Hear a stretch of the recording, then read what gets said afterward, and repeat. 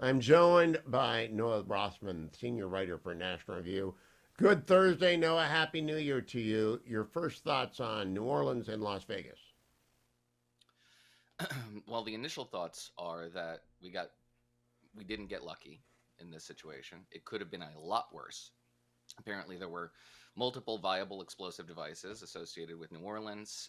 The device that exploded in Las Vegas didn't do nearly the damage that it could have. Nevertheless, uh, we got pretty good at rolling up these networks where individuals self radicalize. We got the individual who was plotting, Iranian linked individual who was plotting against Donald Trump. We got an election day plot linked to an Afghan national, which rolled up a plot that was going to be executed in France by a relative of that individual, similar thing in Sweden. So we know where these networks are and we know what the propaganda problem is.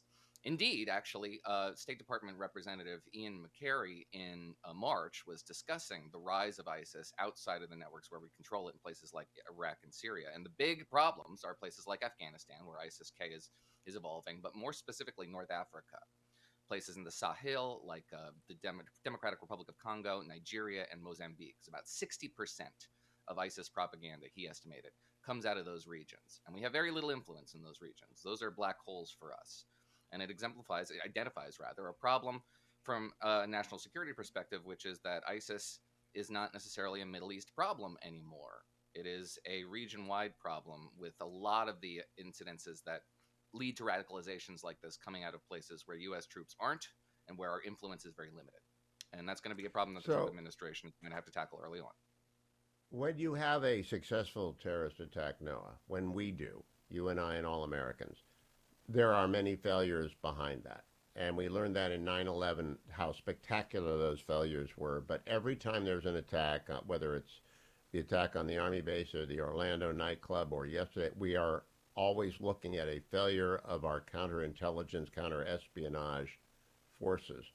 How long will it take to get confidence back in the FBI? And I don't think Althea Duncan did a lot of good. In fact, let me start there. I'll add this to it. Let's play the clip of the very first reaction of the United States government yesterday. It comes from FBI Assistant Special Agent in charge in New Orleans, Althea Duncan, cut number 6. Kirkpatrick said we'll be taking over the investigative lead for this event. This is not a terrorist event. What it is Stop right right now. there. Now, Noah, I understand she's a black female, and a lot of crazy people are out attacking DEI. I think that's misplaced and simply wrongheaded. However, every FBI agent always seems to say it's not terrorism when the rest of the world knows it is terrorism. What is the problem there? Yeah, well, the problem is she clearly got over her skis, and I can't get into her head and say what she was thinking. But as you imply, and I think you're correct to imply that what we see from public officials in moments like these is that the impulse to provide accurate information and even to tell you that we don't know what we don't know is subordinated to the desire to influence public opinion, to Yes, prevent the public exactly. from Well put. reaching conclusions they don't like. And that's Well manipulative, put. and it saps trust in the public. Saps trust in the public enterprises like law enforcement and what have you.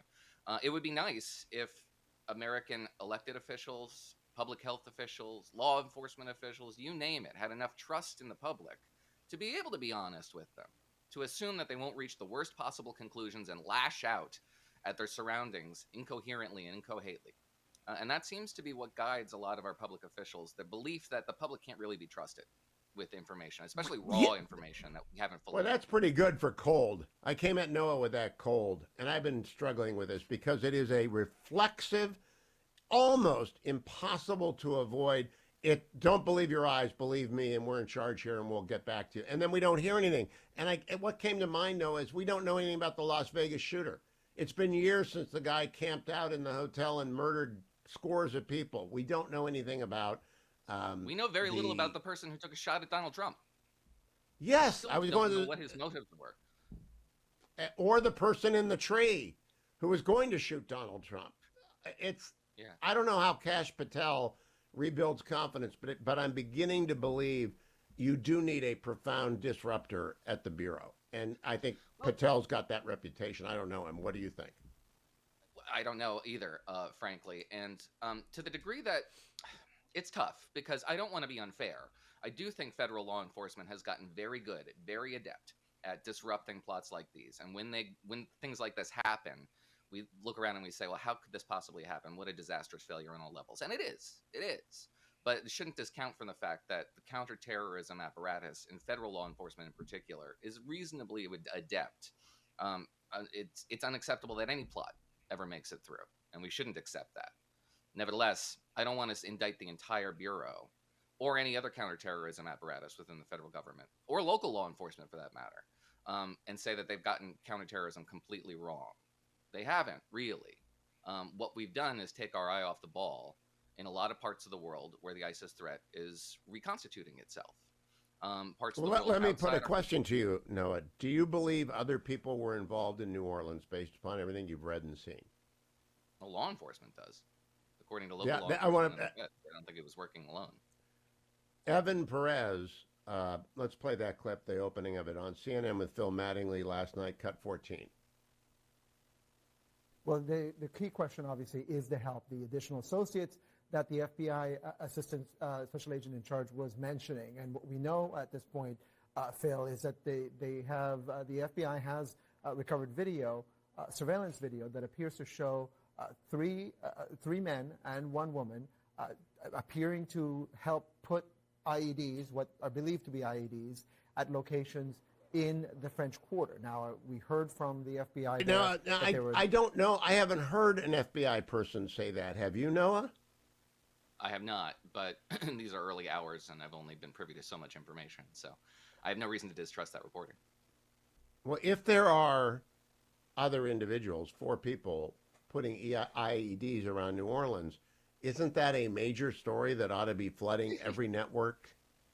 Yeah, most certainly. I mean, there is, as what I've read, there's investigations into connections between the Las Vegas event and the New Orleans event, and it seems likely that there are. And as we discussed previously, you roll up one of these plots and then others emerge because they are linked. If they are linked to foreign sources, then they all have a similar provenance. Tom Homans, the incoming Homeland Security border czar, said on television this morning, apparently, that he believes we will learn soon enough that the suspects in these cases traveled abroad, certainly had contacts abroad. So it's likely that we can't rule out at this stage that this was an event purely inspired by self-radicalization, the sort of thing that we saw in 2014, 2015, where somebody would go into the subway system with a hatchet and attack somebody in the name of ISIS. That sort of very unsophisticated. But the key question is not what this was. There's a key question. If such a videotape exists that the FBI has of 4 people placing IEDs around New Orleans, should that not be released? So again, this extends. I can see the arguments one way or the other. I can see the argument for telling the public that and trusting them, and I can see the argument against it for assuming that if you tell people that we don't really know where these explosive devices are and there might be a lot more of them, you can inspire panic. So it's a sort of information that you should release selectively. What you should not do is tell people that nothing's going on, there's nothing to worry about here, that contradicts information that you already have available to you. That's the offense that I think we can say safely that is an abdication of your professional responsibility. I can see law enforcement not telling the public, there's a bunch of IEDs and there may be more out there and we don't know, go about your day, good luck. Like, that's not the sort of can't thing see them. you want to tell the public. I think they have to do the opposite. If they have any suspicion of a threat, they have to tell people. And if they have video of 4 people putting in the car, they have to let the distributed network of millions of people go to work to identify who they are. It just seems obvious to me. Calls. Okay. Well, I think these are tough calls, frankly. I think you could definitely increase vigilance among the public, and that could be helpful. You could also foment panic in ways that disrupt economic conditions on the ground or disrupt individuals' lives in ways that are just completely unnecessary and unproductive.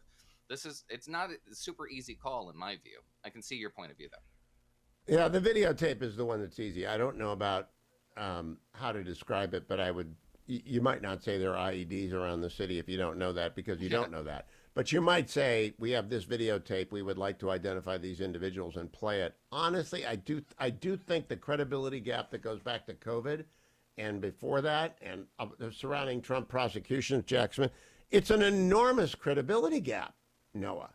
I mean, it's vast. Yeah. To say nothing of the fact that, defense officials and the administration officials have been telling us that, this over-the-horizon strategy is really effective. We've rolled up ISIS networks. Sure, they're reconstituting in places like Northern Africa, but where it really matters, we've got our hands around this thing. And this event. No, stand by for one. I've got one question for you off air, which I'll play on air when we come back. I'm back with Noah Rothman. Noah, we saw the President of the United States shuffle out yesterday, sort of read a statement, butcher it, and shuffle off without taking any questions. It's not a very inspiring moment. It's the collapsing final 2 weeks of a terrible administration. But I said I was going to ask you, and I went, how bad will we judge the Biden years?